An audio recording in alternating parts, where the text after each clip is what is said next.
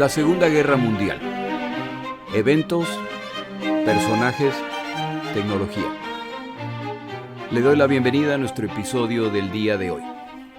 Episodio 113. La caída de Saipán. Muchas gracias a mis oyentes por su compañía y apoyo. El podcast sigue creciendo y esta semana descubrí que mi podcast está en el puesto número 250 en Suecia. Le parecerá poca cosa, y en realidad lo es, pero superamos podcasts como Igen Tetlen Tortolenen Podcast y el famoso Isotier som Endred Verden. Este último debe ser respecto a colores. En fin, entre esos 25 rubios y yo vamos a revolucionar el mundo del podcast en Suecia. Ya en serio, mi podcast estaba en segundo lugar entre podcasts en español en Suecia. Me gustaría escuchar de mis oyentes en Suecia, probablemente estudiantes. Si tiene algo de tiempo, por favor mándeme un correo a segundagm@outlook.com. Por otro lado, nos acercamos al final del año, cuando las plataformas sacan sus estadísticas finales y reconocen a los distintos podcasts. Le pido que por favor me siga en la plataforma en que me escucha y si es posible me dé un puntaje y un comentario. No sé por qué las plataformas complican tanto un paso tan fundamental e importante como este. Si le es posible descubrir cómo hacer esto, se lo agradecería nuevamente si es que usted me sigue en la plataforma en que me escucha y si es que puede dar un puntaje y un comentario. Si usted me ha dado un puntaje en mi página, le agradecería si lo duplica en la plataforma en que me escucha. Muchas gracias. Empezamos nuestro episodio. Ya estamos en junio de 1944 y los estadounidenses han desembarcado en Saipán. Y con el apoyo de los portaaviones y flota de superficie estadounidense están dominando los combates. Esto abre la puerta a la marina japonesa para buscar la batalla decisiva en los alrededores de Saipán. Apresuradamente retiran sus fuerzas navales que atacaban la pequeña isla de Biak en Nueva Guinea, donde se encontraban intentando atacar a los recientemente desembarcados estadounidenses. Saipán se encuentra cerca de la isla japonesa más al sur en el Pacífico, Iwo Jima, por lo que los japoneses creen que el siguiente objetivo estadounidense es atacar esta isla desde Saipán una vez que la controlen. Esta flota japonesa, que incluye casi todo navío de superficie y portaaviones disponible, se pone en camino hacia Saipán y no tarda en ser avistada por submarinos estadounidenses. La quinta flota estadounidense los espera con 15 portaaviones y más de 900 aviones de combate más sus flotas de combate de superficie. El almirante japonés Osawa, que comanda el ataque japonés, cuenta con 9 portaaviones y más de 400 aviones de combate, los cuales, de acuerdo al plan, serán reforzados por alrededor de 500 aviones desde bases japonesas en la proximidad de Saipán, particularmente Guam, donde los japoneses tienen una base que le permitirá a la flota cargar combustible y rearmarse. Es decir, que en el papel combaten fuerzas de tamaño similar, al menos en aviones, lo que a lo largo de esta guerra ha demostrado ser el factor decisivo. El almirante estadounidense Spruance, a cargo de la flota de combate, al enterarse de que esta flota japonesa va en camino, tiene que tomar decisiones. ¿Se dividirá la flota japonesa para traerlos al mar y luego atacar la costa de Saipán? ¿Es mejor ir a enfrentarlos o permanecer cerca de las fuerzas que han desembarcado y que siguen siendo vulnerables a ataques desde el mar? Si el combate se produce cerca de la costa de Saipán y los estadounidenses no logran detener los ataques de la flota japonesa, se expone la misión en Saipán, incluyendo la posibilidad de combates entre navíos de superficie, tal como ocurrió en Guadalcanal, donde los estadounidenses sufrieron una grave derrota a manos de los japoneses. El almirante Spruance decide quedarse cerca de Saipán y enviar aviones de exploración en busca de la flota japonesa. Este grupo de combate estadounidense se aleja de la costa y se ubica en posición defensiva más allá del horizonte, lo que da una sensación de abandono a las tropas en la isla, Acostumbradas a la abrumadora presencia de múltiples embarcaciones, listas a destrozar objetivos en la isla con solo una orden o a despachar sus cazas y bombarderos a atacar objetivos específicos. Las fuerzas estadounidenses y japonesas se acercan a la que será la batalla de portaaviones más grande de la Segunda Guerra Mundial. A los 9 portaaviones japoneses de distinto tamaño y a los 15 portaaviones estadounidenses se suman sus buques de escolta, acorazados, destructores y cruceros. Los submarinos también entran en acción. Si este gran número de embarcaciones se enfrentan, estamos hablando de una de las batallas navales más grandes de la historia. El objetivo principal de los dos bandos es destruir los portaaviones enemigos e intentan hacerlo a través de su aviación y sus submarinos. Si tienen la oportunidad, los japoneses intentarán acercarse a los portaaviones estadounidenses en ataques nocturnos. El almirante Ozawa separa a su fuerza en 2 grupos y lanza sus ceros desde un rango mayor al de los aviones estadounidenses, lo que mantendrá a los portaaviones japoneses a salvo de contraataques estadounidenses. Esto, por supuesto, asume que los pilotos japoneses serán capaces de sorprender a la flota estadounidense, derrotar a sus aviadores y atacar y destruir algunos de sus portaaviones en el proceso. El ataque japonés pronto es descubierto por los radares estadounidenses. Al encontrarse estas fuerzas, los aviadores japoneses se enfrentan a fuerzas de cazas más numerosas que para este momento de la guerra ya están compuestas exclusivamente de cazas Hellcat, los cuales, como se ha mencionado antes, son inmensamente superiores al Zero japonés, por lo que no existe gran competencia en el aire. Los atacantes japoneses se enfrentan además al fuego antiaéreo estadounidense, el cual para este momento de la guerra es mucho más preciso, lo que complica aún más su misión. Los aviadores japoneses empiezan a ser derribados inmediatamente. La primera oleada ha fallado y solo han logrado impactar al acorazado North Dakota. No han podido acercarse a los portaaviones estadounidenses. Lo mismo ocurre a la segunda, tercera y cuarta oleada de aviones.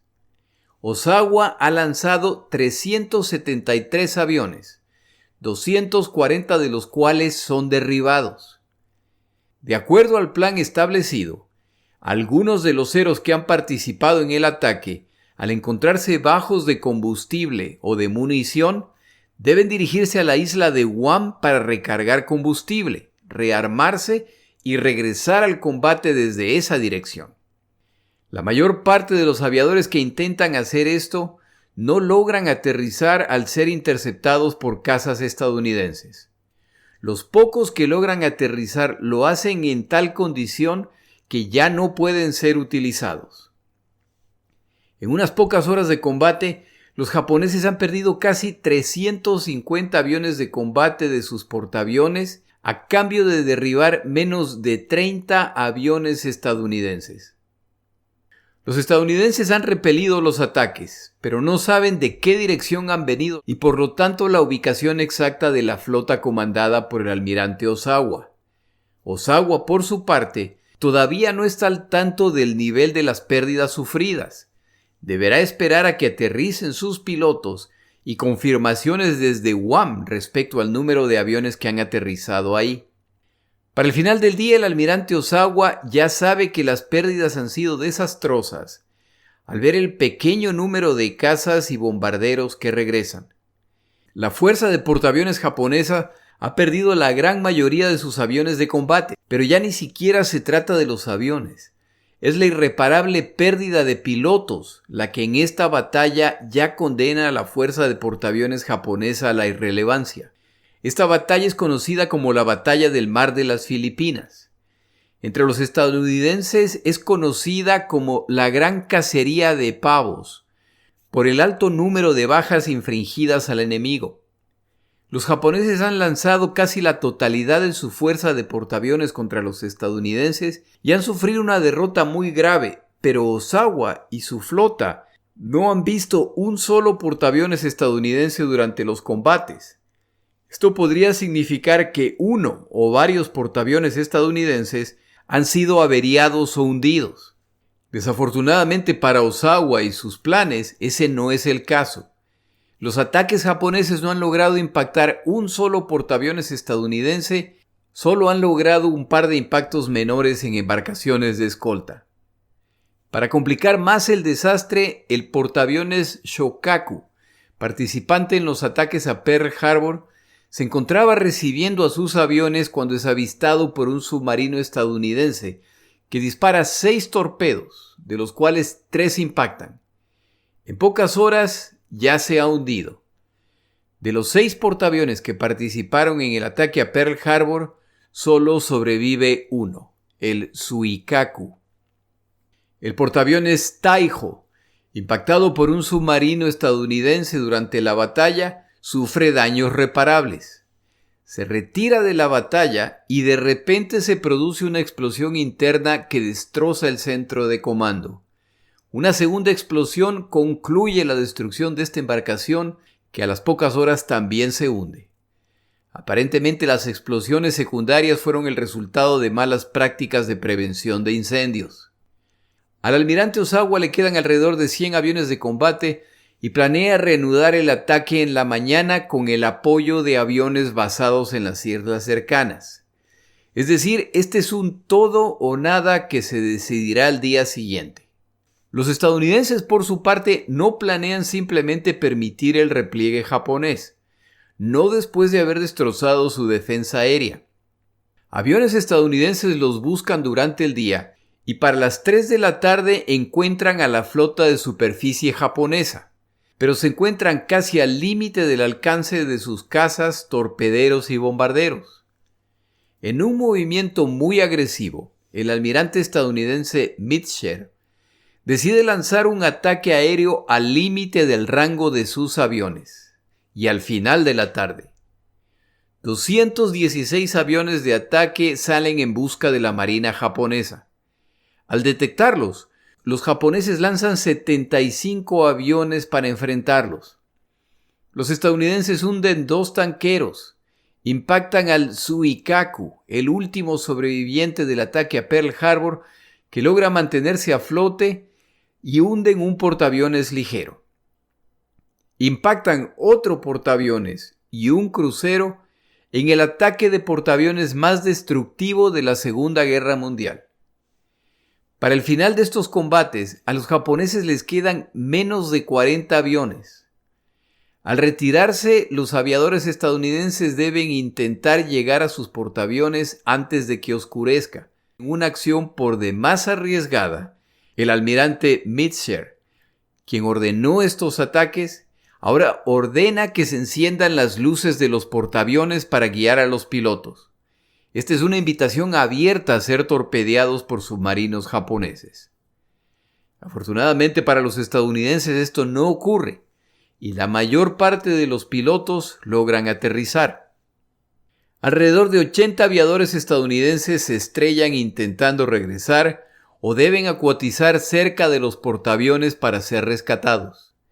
El mayor número de aviones perdidos por los estadounidenses en este día ocurre durante el regreso de esta muy agresiva misión. La mayor parte, pero no todos, los pilotos estadounidenses sobreviven. Luego de este ataque, al almirante Ozawa se le ordena que se retire, lo que muy probablemente salva a la flota de superficie y a los portaaviones japoneses restantes, ya que Ozawa planeaba un ataque final, lo que requería que la flota japonesa se acerque a la estadounidense.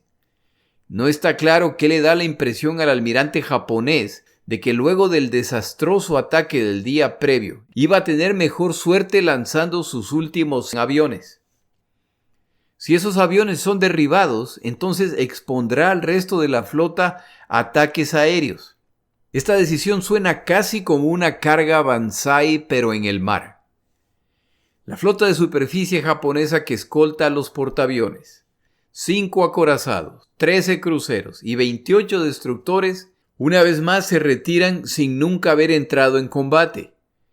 Se confirma que la embarcación naval dominante en esta guerra es el portaaviones. El resto de embarcaciones sirven simplemente para protegerlos de ataques aéreos o submarinos o para combatir en situaciones en que no hay portaaviones presentes. Termina así la mayor batalla de portaaviones de la Segunda Guerra Mundial. Los estadounidenses han enviado 15 portaaviones y terminan la batalla sin que les toquen uno solo. Los japoneses han enviado 10 portaaviones y han sido ellos quienes tomaron la ofensiva. Los japoneses se retiran con 3 portaaviones hundidos y 3 averiados. Como ya se ha mencionado antes, un portaaviones es solo tan letal como sus pilotos. Los japoneses han perdido el 90% de sus aviones y la mayor parte de sus pilotos. Este enfrentamiento cerca de las Islas Marianas marca el fin de la fuerza de portaaviones japonesa como factor determinante en la guerra en el Pacífico. De aquí para adelante ya intentan operaciones por sorpresa, operaciones de escolta a la flota de superficie, pero ya no buscan enfrentamientos directos. La esperanza final del Japón es el combate entre fuerzas de superficie, a las cuales todavía consideran superiores a sus pares estadounidenses. Buscarán un enfrentamiento preferiblemente nocturno entre estos grupos, confiando en que les irá mejor. Con la batalla naval decidida, a los combatientes japoneses en Saipán solo les espera la derrota al carecer de protección de ataques navales y aéreos, al no poder ser reforzados por tropas adicionales o siquiera recibir provisiones. Pasamos ahora a ver los eventos en tierra, pero antes tomamos una pausa en nuestro episodio.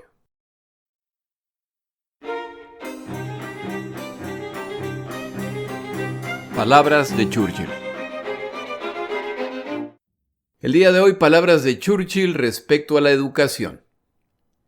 Aquellos que piensan que podemos volvernos más ricos o más estables como país recortando la educación y paralizando la instrucción de nuestros jóvenes son la clase de ser humano más ignorante. Y una segunda frase que a mí me parece muy cierta. Lo más importante en la educación es el apetito.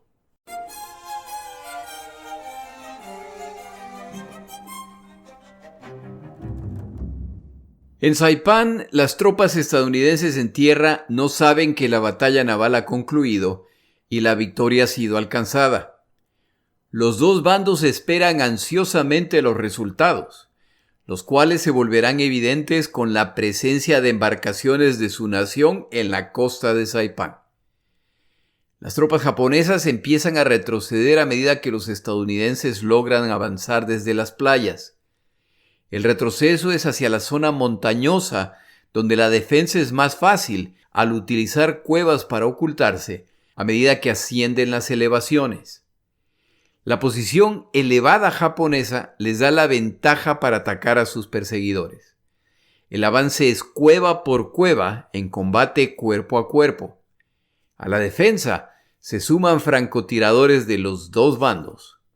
A medida que se acercan a los combatientes japoneses, el avance estadounidense se dificulta, ya que en la isla de Saipán viven cerca de 30,000 civiles, 22,000 de ellos japoneses, y muchos han decidido que el sitio más seguro para esconderse son las cuevas en la montaña, y ahora se encuentran en medio de los combates. A medida que el combate recrudece y más infantes de marina estadounidenses mueren, se toman menos riesgos si dentro de una cueva se encuentran civiles y no salen al ordenárseles que salgan. Entonces se asume que hay combatientes japoneses o que es una trampa, por lo que se dinamita la cueva, se la ataca con lanzallamas o se la derrumba utilizando tanques o bulldozers. Los heridos y muertos civiles y militares se multiplican. Para junio 23, los estadounidenses ya han capturado las poblaciones principales y todas las pistas e instalaciones militares. Al mejor estilo de la guerra en el Pacífico, la captura de los objetivos principales no significa el final de la batalla. Los defensores japoneses se retiran a la selva y áreas despobladas para lanzar contraataques nocturnos. En el Pacífico no hay rendiciones o capitulaciones. Los estadounidenses, por lo tanto, lanzan operaciones de, entre comillas, limpieza de las islas. Es necesario encontrar hasta el último combatiente japonés.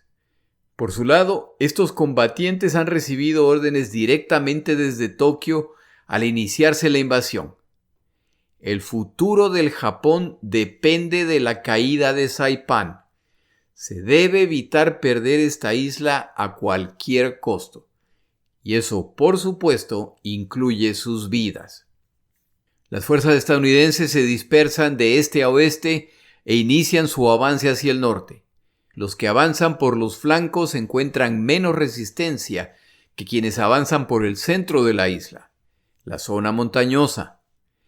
Es aquí donde los defensores se han atrincherado para la resistencia final. En batallas en que se disputa cada metro, finalmente los estadounidenses toman la elevación principal de la isla, lo que marca el inicio del fin para los japoneses, al ser ahora los estadounidenses los que cuentan con la ventaja de atacar desde una posición elevada y desde la retaguardia de las posiciones preparadas. Este evento no resulta en ninguna celebración o euforia entre los estadounidenses. Ellos saben que hasta que se elimine el último japonés, esta batalla no habrá terminado. El general Saito, a cargo de la defensa de Saipán, desde una cueva comunica a sus tropas que es hora de prepararse para la carga final contra los estadounidenses.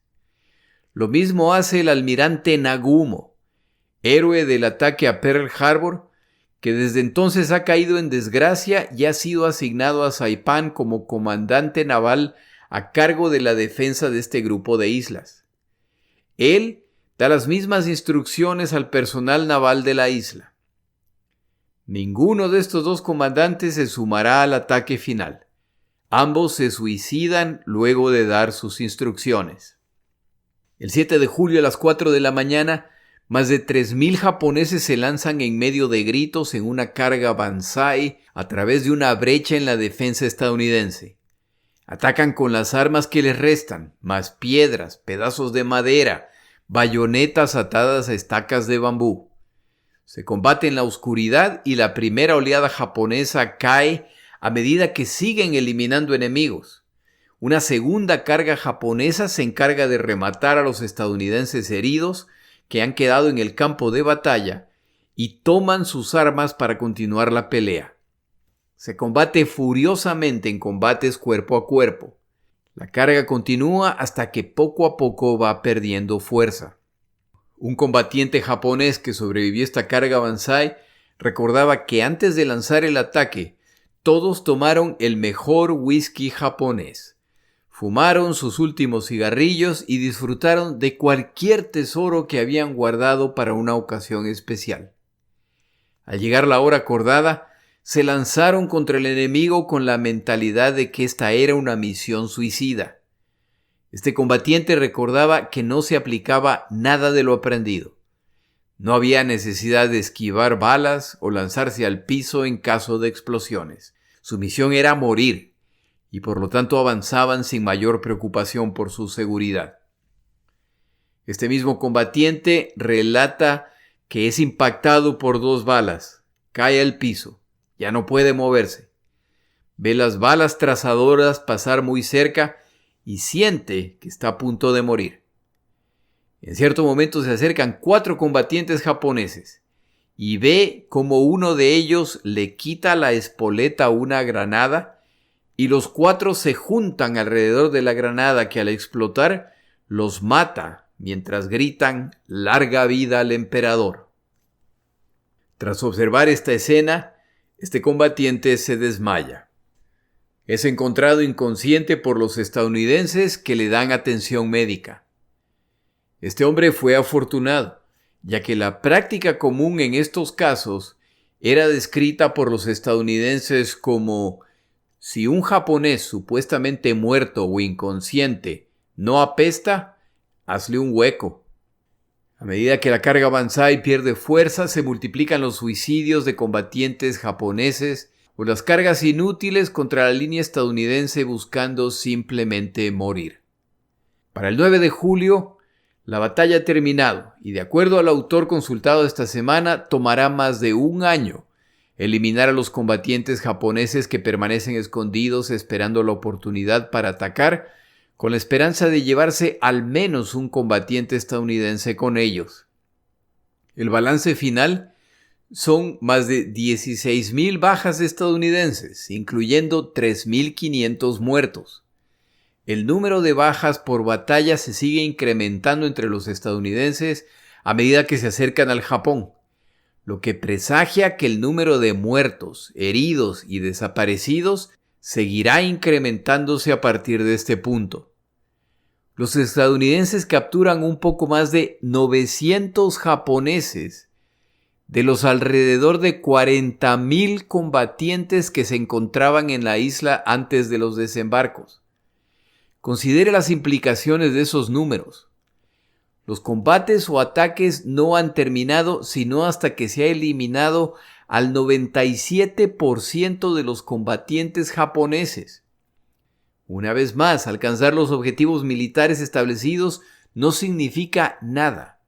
La matanza no termina hasta que un lado extermina completamente al otro. En el Pacífico no hay rendiciones. Y si los japoneses no anticipan recibir un trato humanitario al ser derrotados, no es difícil anticipar el trato que recibirán los estadounidenses capturados o heridos por los japoneses. Esta realidad endurece a los dos bandos que siguen incrementando la brutalidad contra el rival. El periodista estadounidense Ernie Pyle, famoso por sus crónicas del personal en el frente, en que relataba el día a día de los combatientes estadounidenses, no siempre de forma que complacía a las autoridades militares de su país, comentaba las diferencias entre los combates en Europa, África y el Pacífico. En Europa o en África, la posición es que el enemigo, a pesar de ser terribles y buscar nuestra destrucción, eran humanos como nosotros. En el Pacífico, la sensación es que el enemigo es algo así como inhumano o despreciable. Algo así como la sensación que uno siente respecto a un ratón o a una cucaracha. Los heridos estadounidenses leves son tratados en tiendas de campaña en la isla. Los casos más serios son enviados a los navíos hospitalarios anclados cerca de la costa. Las estadísticas mantenidas por los estadounidenses muestran la realidad del combate en Saipán. La mayor parte de las heridas son el resultado de esquirlas de artillería en vez de heridas de bala. La cantidad de heridas por bayonetas o por cuchillos son el triple de otras campañas. En estas embarcaciones se encuentran múltiples casos de lo que en aquel entonces se llamaba fatiga de combate y que hoy se llama estrés postraumático. En aquel entonces, este padecimiento se lo trataba con indiferencia y se lo menospreciaba, lo que resulta en que combatientes regresaban al combate en unos pocos días, a pesar de su frágil estado emocional. Aquí me permito nuevamente recordarle la serie El Pacífico, de HBO. En esta serie se hace referencia a este padecimiento, el cual afecta incluso al infante de marina Robert Leckie, al que hicimos referencia en uno de los episodios de Guadalcanal. En esta serie es conmovedor ver la historia de Leckie y de otros combatientes que padecen de esta condición y ver cómo unos la superan, mientras que otros no lo logran.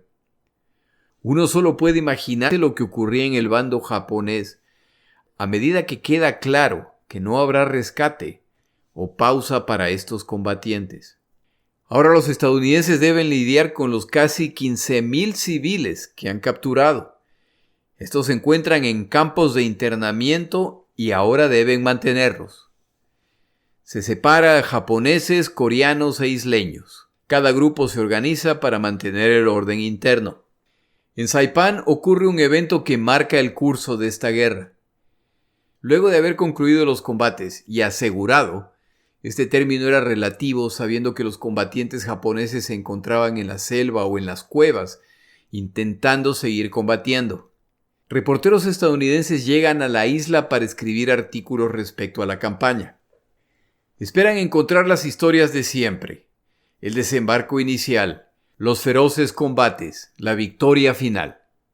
Aparte de esas historias, escuchan los relatos de los días finales de los combates, en que un grupo de combatientes japoneses, acompañados de alrededor de 4,000 civiles, se dirigen hacia la punta norte de la isla, llamada Marty Point.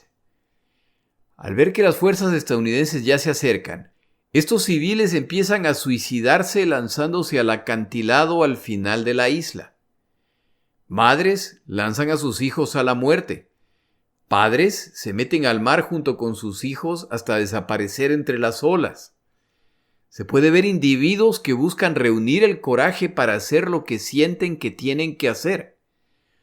Los infantes de marina detienen el avance y a través de altoparlantes intérpretes intentan convencer a estos civiles de que no les harán daño. Incluso hacen que residentes de las islas envíen mensajes a través de los altoparlantes comunicándoles que no les han hecho daño y que no deben temer a los estadounidenses. Pero nada detiene los suicidios. En unos pocos casos, civiles que escuchan el mensaje deciden no suicidarse e intentan avanzar hacia los estadounidenses, solamente para ser abatidos por los soldados japoneses. Este reportero de la revista Time decide que tiene que ver esto por sí mismo, por lo que pide ser llevado a Marty Point. Este es un acantilado de alrededor de 60 metros de altura, al fondo del cual se pueden ver rocas. Lo reciben infantes de marina que le cuentan lo que han visto en días recientes. Con esta información, este periodista escribe un artículo titulado La naturaleza del enemigo. Los puntos principales de su artículo son los siguientes. Este reportero es recibido por un grupo de infantes de marina que ese día intentan rescatar los cuerpos de 2 infantes de marina muertos el día previo. Ellos le cuentan que en días recientes se podía ver centenas de cadáveres flotando en el agua, casi todos de civiles. Uno de los entrevistados describe ver a un padre lanzando a sus hijos al acantilado antes de lanzarse él mismo. En el momento mismo de la entrevista, pueden ver cómo un jovencito de aproximadamente 15 años buscaba el valor para meterse al mar. Tras varios intentos abortados, lo hace y a los pocos minutos ya ha desaparecido bajo las olas. Más tarde, un capitán de un barreminas le menciona que a un par de kilómetros de la costa todavía se ven centenas de cadáveres. Entre ellos ven una mujer que ha muerto en medio parto o un niño de alrededor 5 años que ha muerto abrazado del cuello de un soldado japonés. Algunos civiles se han suicidado luego de ceremonias rituales. Los soldados japoneses proveían granadas o supervisaban los suicidios. La interpretación del reportero es que los civiles japoneses han creído la propaganda de su propio gobierno, que describe a los estadounidenses como animales y criminales que torturarán, violarán y matarán a los civiles que se rindan. Esto explica el pánico de civiles japoneses que, al ser rodeados en otras áreas de Saipan, ruegan a los combatientes estadounidenses que por favor los maten inmediatamente, que no les hagan nada. Algunos de los que eligen suicidarse han podido ver a otros civiles japoneses que, tras ser capturados, se encuentran bien y nada indica que se les ha hecho daño. Los infantes de marina estadounidenses ya están acostumbrados a la autodestrucción de los combatientes japoneses al ser derrotados, pero nadie esperaba que esto aplicara también a los civiles. Más de un infante de marina estadounidense ha muerto tratando inútilmente de evitar estos suicidios. Termina el artículo con las siguientes preguntas. ¿Es la invasión de Saipan, el primer territorio con población japonesa, una indicación de lo que espera al llegar al territorio japonés? ¿Es esto una señal de que toda la raza japonesa elegirá la muerte en vez de la capitulación? Concluye con: tal vez esto es lo que los japoneses y sus propagandistas quieren que creamos. Las preguntas del artículo son relevantes. No es lo mismo derrotar a las Fuerzas Armadas de una nación que tener que enfrentar a la población entera. Este es solo otro tema más a considerar por los estadounidenses, ahora que el territorio japonés está más y más al alcance de su mano.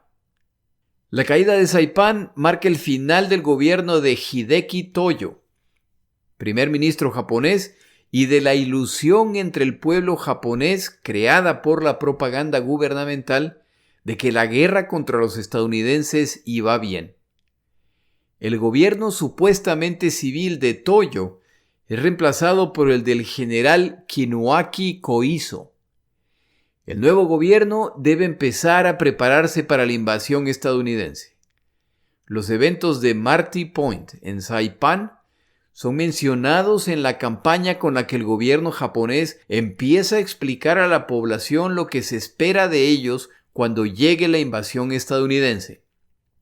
La política estadounidense, cuando se inicien los bombardeos contra el Japón, seguramente confirmó los temores de la población civil japonesa y sirvió bien, sin duda, a quienes buscaban esparcir esta visión apocalíptica de lo que le espera al Japón.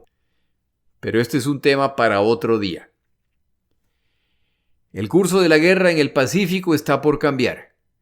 A partir de julio de 1944, poco a poco empieza a llegar una nueva arma a este escenario de la Segunda Guerra Mundial. Los estadounidenses envían su bombardero más moderno, el Boeing B-29, conocido como la Superfortaleza. Este bombardero, con una autonomía de vuelo de alrededor de 5.300 kilómetros, capaz de volar a cerca de 600 kilómetros por hora, cargando hasta 20.000 libras de bombas en sus compartimientos internos, más 20.000 libras externas, vuela a cerca de 11.000 metros de altura. Esta impresionante máquina, que cuenta con abundante protección de blindaje, a diferencia de los bombarderos previos, 2 cañones y 10 ametralladoras pesadas, algunas de las cuales se controlan a control remoto, cuenta además con una cabina presurizada y con sistema de calefacción interno que eliminan los problemas e incomodidades de sus predecesores al volar a esta altura.